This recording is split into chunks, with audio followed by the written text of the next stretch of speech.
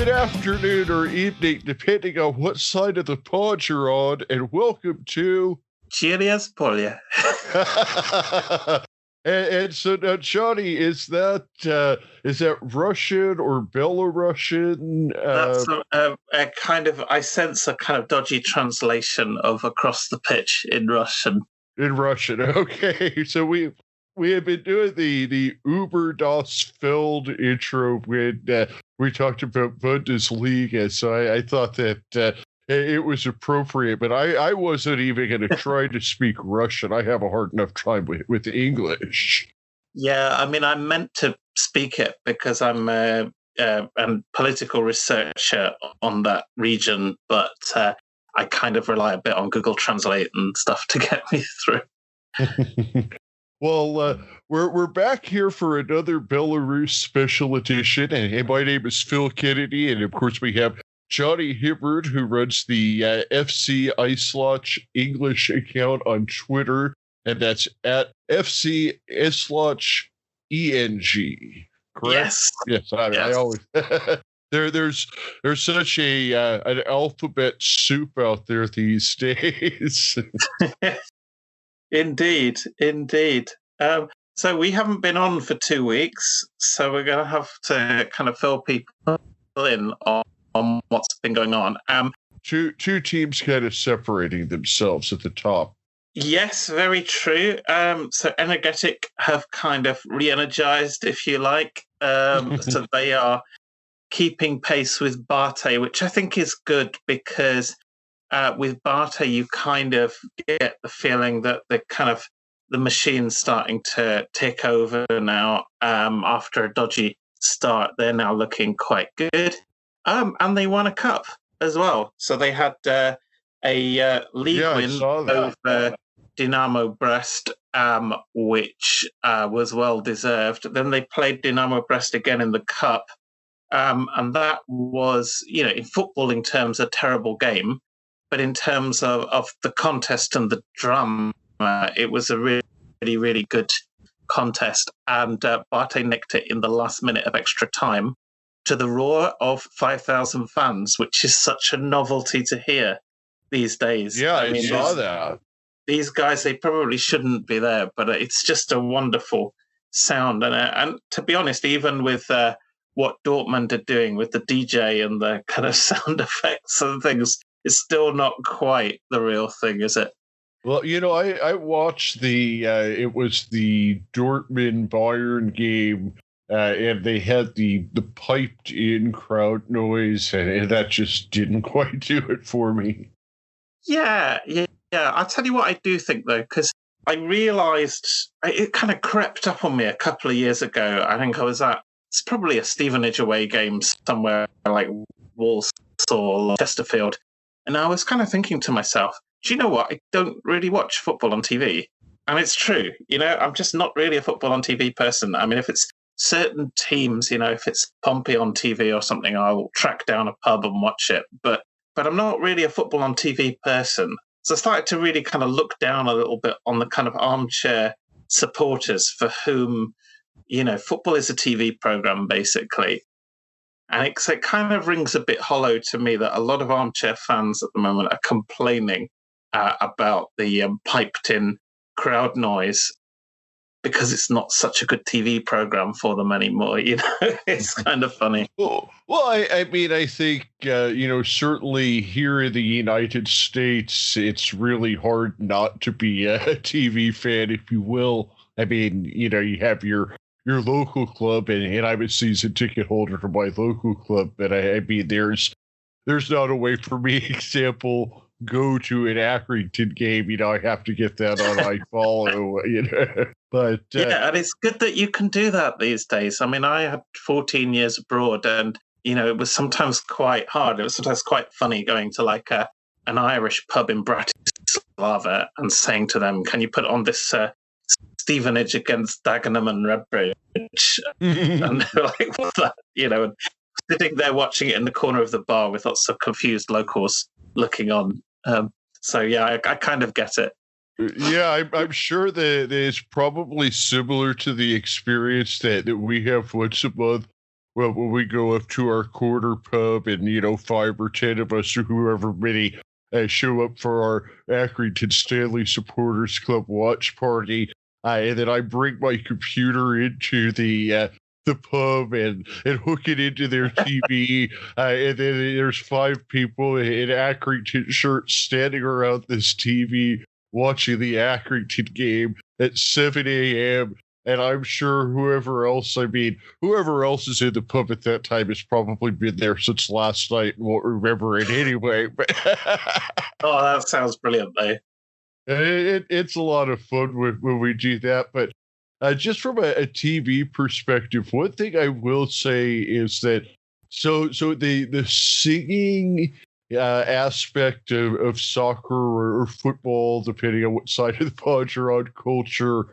It's really it makes it unique in the form of a TV program, because one thing that I'll notice kind of every year, so every year around September is when American football season will start, and by the time September starts, I'll have been watching nothing but soccer for the past 4 or 5 months, and then I'll turn on an American football game. And you have the crowd noise, but nobody's singing. And it kind of throws me off for the first month if I turn on, even like an NBA game. It's like, where's the singing? Yeah. Well, I must admit, one of the things I quite liked was, I watched the NHL on and off. And I quite liked a few years ago when a bit of a singing culture was kind of creeping into some teams in the NHL. And I kind of felt flattered because I thought, you know what, we started that. But it's all changed with Belarus.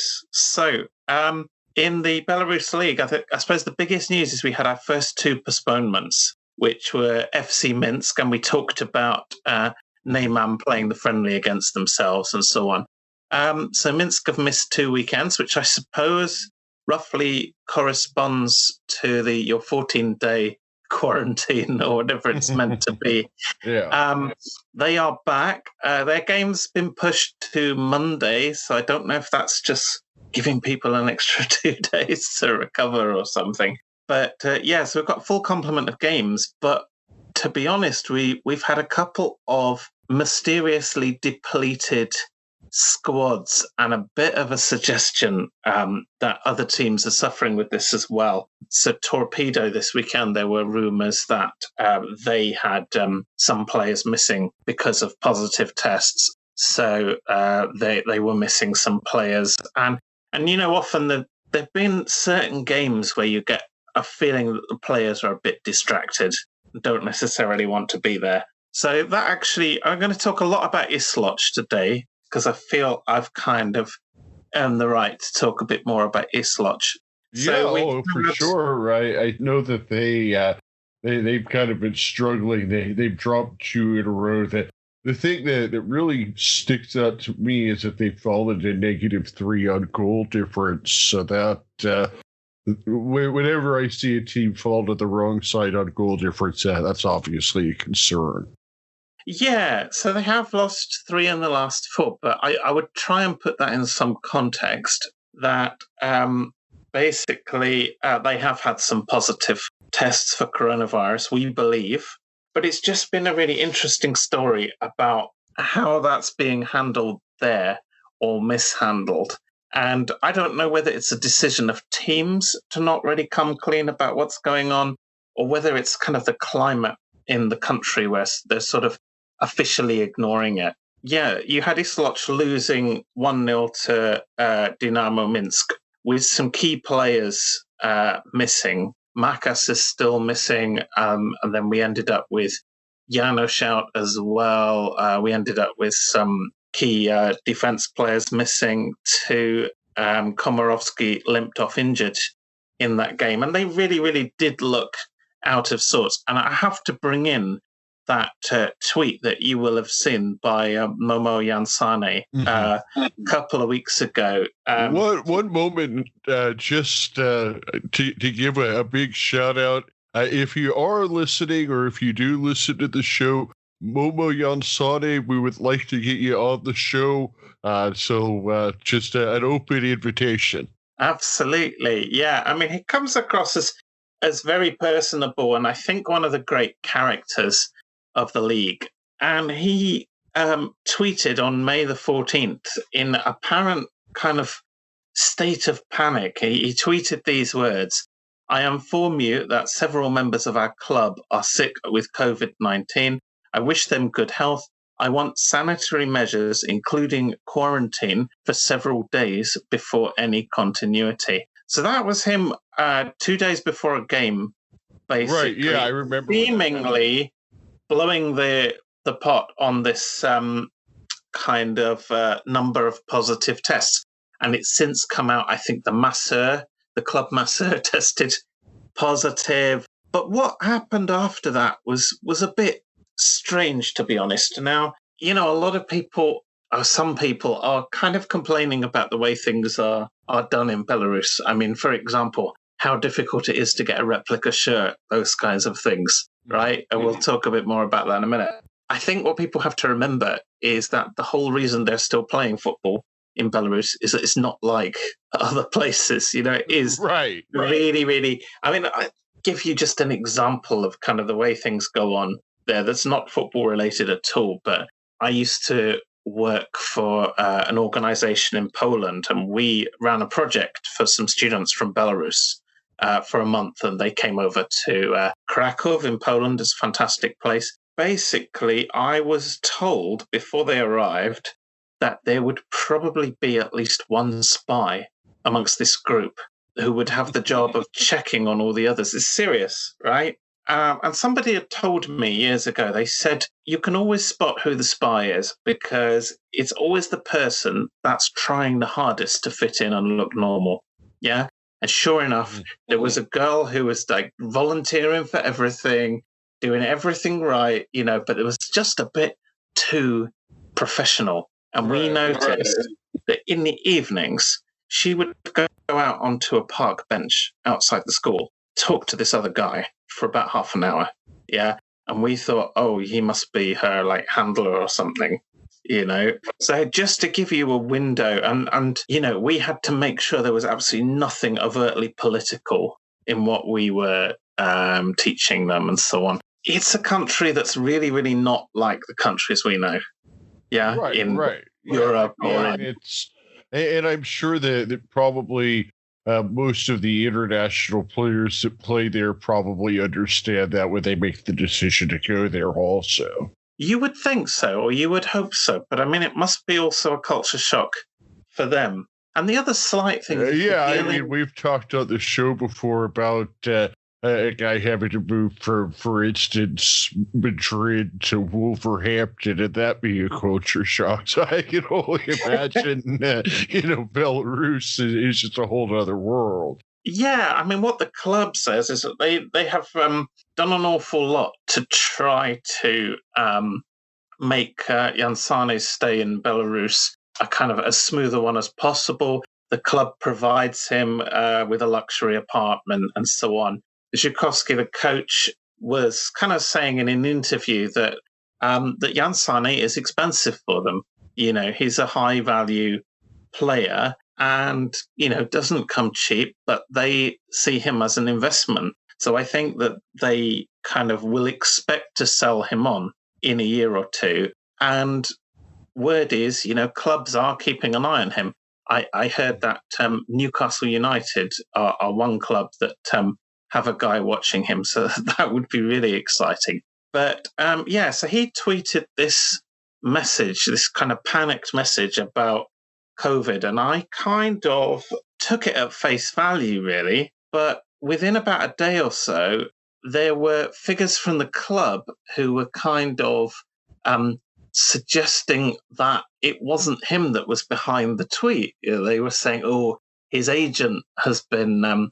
dropping this tweet because he's trying to agitate for a move for him and stuff. And now, one thing I wanted to ask you about, and this is something that maybe might lend credence to that it was the agent, is I went back through his tweets, and I see that he primarily had been tweeting in French and then it was just like that tweet and the tweet before it were suddenly in English. Yeah, that's true. And when he does speak English, I'm not, completely sure what his grasp of it is. I mean, I would guess he's more a French speaker than an English speaker. I don't really know. But, at the same time, it's not in perfect English. I sort of took it at face value. And I'm aware that, certainly from my time in Ukraine, that they love a good conspiracy theory, So some of the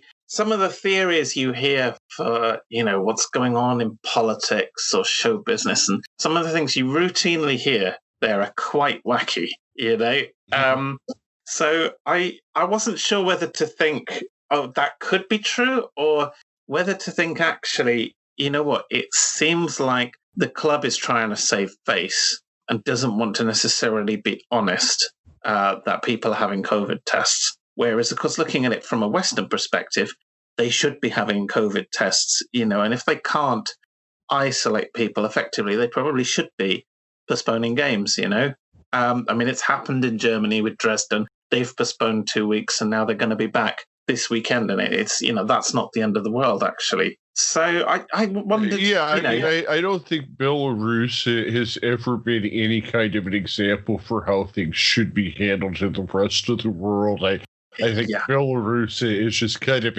its own thing, and that's part of the intrigue of it. And in a time of uncertainty like this, where so many things are kind of unknown, it is kind of interesting to look in and say, okay, here's this one place that's handling it completely differently, and just to not to say that it's right or wrong, but I mean, who's to say that anybody's right or wrong at this point?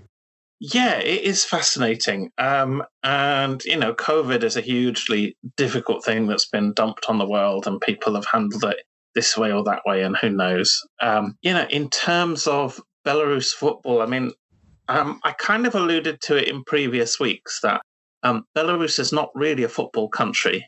Your typical Belarusian is much more likely to be a hockey fan than a football fan.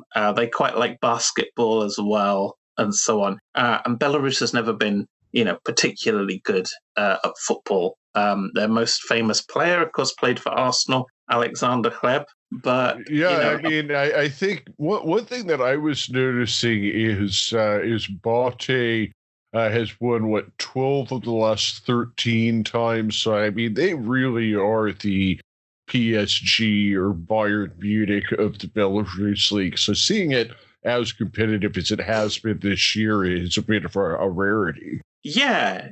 I mean, as we said, we hope it will kind of kick on till later in the season and stay interesting. And I hope you'll win your bet, by the way, about let's talk about that real quick, because this is something I wanted to ask you on. So I mean, we've got Bate on 22 points, Energetic on 21 points. The team that I think is kind of hanging out and might actually be the one to give Bate a run is Shakhtar, because I mean, they're on 18 points. They're 4 points back, but looking at their form, they're unbeaten in their last 5. They've got 4 wins and 1 draw, and they're plus 12 on goal difference, which is equal to Bate. Do you think that Shakhtar or Energetic has the best chance at challenging Bate? Really hard to say. In terms of the money, because we talked about that in the first podcast, which teams spend the most money, and Shakhtar is in the top 4 of teams that spend money. So you would expect, that if they can kind of get their issues sorted out, then they're certainly, they've got the resources. In terms of Energetic, we talked about them early on, and how, investors were, they have to be a bit smarter with a team like that. They haven't got tons to spend, but they were definitely trying to bring in, quality players to potentially challenge with outsiders for the league. Right. They're a younger team, right? That's right. Yeah. And again, they've kind of brought players in that are Yakshabov, it's probably an investment. It's probably going to get sold on to the Russian league or or somewhere else at a profit. So, you can really make that model work. And now that these players have been in the shop window exclusively for those 7-8 weeks, they will have been watched. So, yeah, so it's really, really hard to say. But my tip to win after the first week was Dynamo Brest before they imploded. So what do I know? What other big question that I had for you, and I think this is kind of the question of the week, is, has the clock finally struck midnight and has Cinderella turned back into a Slutsk? Yeah, as in, are people going to start watching? I mean, there's such a choice this weekend. Ukraine League is back, so I'm going to be watching that if I get the chance as a Dynamo Kiev supporter. I noticed there was Hungarian League back, there's Extraklasa, Premier League is back in England in 3 weeks. Yeah, what I would say is it's entering a different stage. It's now at the stage of there's a kind of cult following to the Belarus League, and those people are particularly enjoying it. But it's going to be interesting to check the YouTube viewing figures over the weekend to check if they are noticeably lower.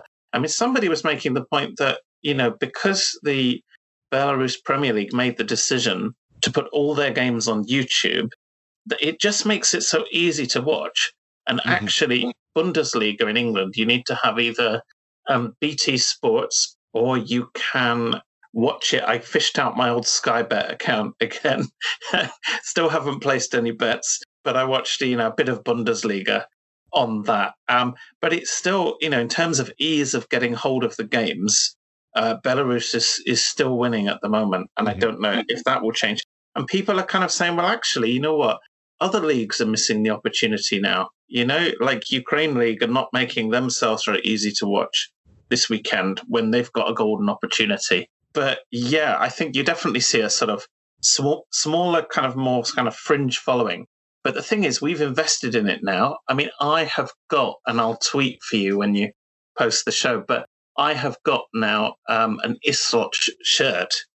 And I wouldn't honestly call it a replica shirt because it's actually, it's basically surplus playing stock. And they offered me a choice of this season's kit or last season's. Now, the thing is, if it's a team nobody really knows if you're wearing the old strip anyway.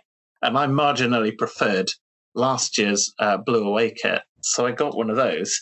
And when it arrived, it's got a sticker on the back with a player's name I've never heard of, kind of stuck on the back of this thing. Very nice. And that is stuck over another sticker, which presumably had somebody else's name on it. And if you look at some of the close-ups of Isloch players and things, you can see that they've been gluing the names onto the back of the shirts. And again, kind of going back to this thing of, that football is a kind of fringe thing in Belarus and has never been this popular. It's, this thing is kind of, it's not great as a football shirt, but as an artifact of what football is really like in that country, it's fantastic. And a lot of people are getting merchandise in this week. The torpedo shirts I told you about that were being made under license in the UK, they're being distributed now, as are Neyman Grodno scarves, which again have been made under license in the UK. So people are starting to get their kit and stuff. And I think because of that, we've made an investment now. And there's one more draw of the Belarus League. Depending on how things pan out for the rest of the year, because they're talking about nobody being allowed into a stadium in England or most of Europe until 2021. Okay? And as things stand, people are still going to stadiums if they want to in Belarus. So a lot of us are thinking, by the end of the season, yes, I think some people are planning to go literally as soon as they physically can. But that presents problems. When you fly back to England, you've got to quarantine for 14 days because you've been in Belarus and whatever. So I'm conservatively aiming for the last Isloch home game of the season, which will be November, December time. And So the idea of actually being able to go and stand on a terrace and watch a live game, I think, if you've got the money in the bank, we'd have to do some kind of a live podcast at halftime. Yeah, so I think that's the other draw, that people are looking at it as a possible way of getting live football, which we're so starved of. With Isloch, that particular game against Dynamo Minsk, they looked really out of sorts. The next game, they were missing even more players against Energetic. But it actually, do you know what? It's one of those things, didn't work for us this week. We lost 2-1 in the last minute to a really, really good goal from Energetic. I have to hand it to them. It was one of those occasions where you just hold your hands up and say, well, that goal deserves to win any game. So basically, he's hit it from distance with real swerve out of nothing. And you just say, well, fair enough. But actually, I'm quite encouraged by that performance, because one thing that they do that's quite nice in Belarus, I don't know if you've noticed this kind of dress rehearsal thing of having the reserve game the day before the first team game. And the reserve games are between the same clubs. Yeah. So if Isloch are away to Bate on Sunday. So on Saturday, there will be Bate against Isloch reserves, right? Which involves, and I was talking about Isloch, having quite an old team, as it were, right? Right. And actually, the reserve team is doing really well. Apparently, it's doing the best this season that it's ever done. So they've got a lot of young players doing well, and they had to put some of those young players into the team against Energetic, and I think they acquitted themselves pretty well. So what am I hoping for this season? I'm hoping that Isloch could be a dark horse for a European spot, a dark horse for third. So you're thinking that they could bring some of those guys up for the B team and maybe make a late push with those guys. Yeah, you never know. And I think it's good as well, because it will make the team less predictable. So, we'll see. It's a long shot. But footage on those guys for the most part. Yeah, I mean, I'd love to think we could snatch third by just kind of by happenstance of kind of unlocking some young talent, because I think Zhukovsky has relied too much on the players he knows, and now he's got to think outside the box more. And so I think that could be good.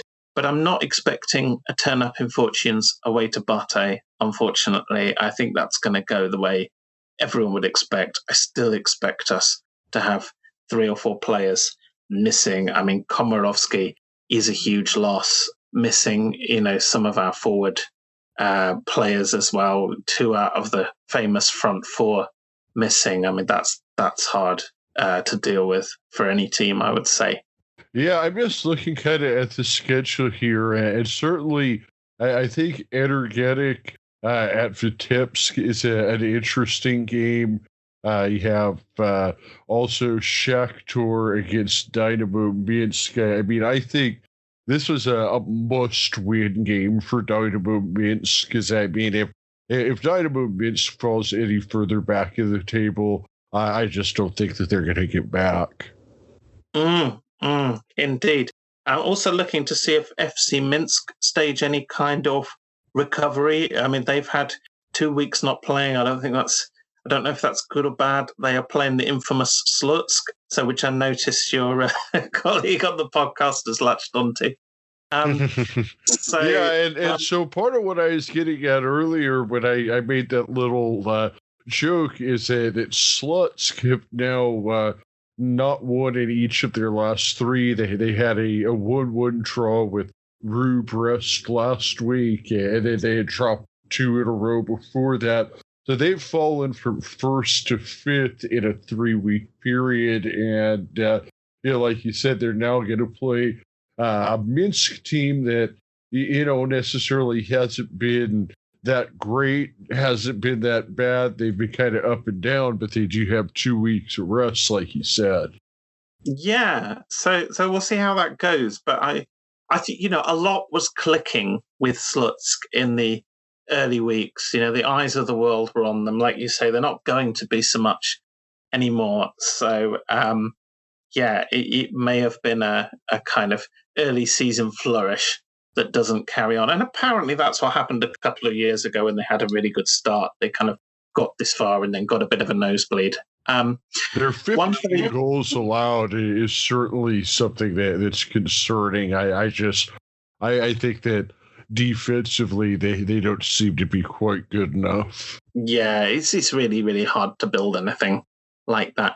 My tip this weekend for the Indian gamblers listening, I'm going to back Belshina to get their first win of the season. And this is really, really risky. But if you look at Slavia, Slavia have not been in impressive form at all of late. Belshina are not that good, but they have a go. So I'm backing Belshina to finally come good and pick up their first 3 points this weekend. Interesting. That's a gutsy call.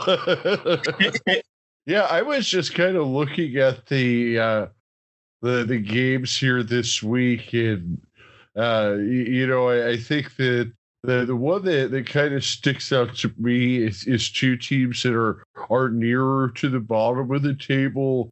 But I think this is kind of one of the ones where the loser of this game is going to be in real trouble, and the winner might kind of get some new life. And that was the Neiman versus Gorodie game. Yeah, I'm a bit disappointed with Neiman. I kind of latched onto Neiman as my second favourite Belarusian team, if you're allowed to do that. I like this vibe that they have about them. They have a kind of genuine fan culture, and I like the way they're kind of reaching out to teams in, say, Poland and so on. And they bring lots of history to their games, which I think is amazing fun. And the shirts as well. Neyman is another one. There are Neyman Grodno shirts flying around at the moment, if you want one. And they've got this amazing diagonal green and yellow striped shirt that's really, really unusual. People are really going to, when you walk past in a football shirt and there's another football fan there and they're kind of looking quizzically at what that shirt is, and it's really, really going to be one of those. So I was kind of hoping Neyman were going to do all right, but they've really, really tailed off in the last few weeks. So perhaps they are due a bit of a recovery. I guess only in 2020 would Neiman Grodno shirts outsell Neiman Marcus shirts.